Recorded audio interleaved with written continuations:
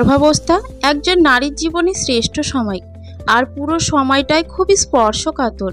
ধীরে ধীরে পেট বড় হতে থাকে। এটা একদিকে যেমন আনন্দের, অন্যদিকে অস্বস্তিরও বটে।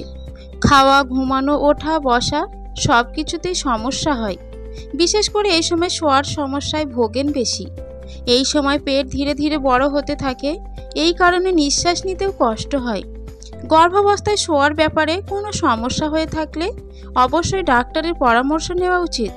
তবে এই সময় শোয়ার ক্ষেত্রে সাধারণ কিছু বিষয় মাথায় রাখুন। এই সময় চিত বা উপুর হয়ে একদমই শোবেন না।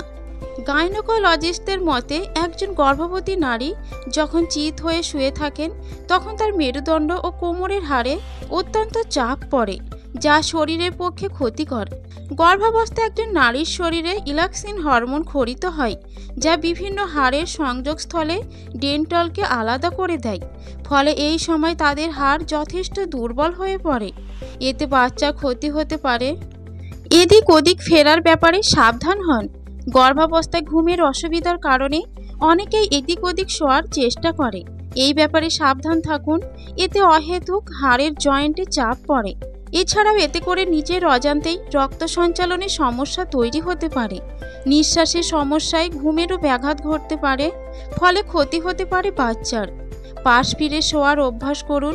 চিকিৎসকরা গর্ভাবস্থায় পাশ ফিরে শোয়ার পরামর্শ দেন। একে বলে স্লিপ অন সাইড।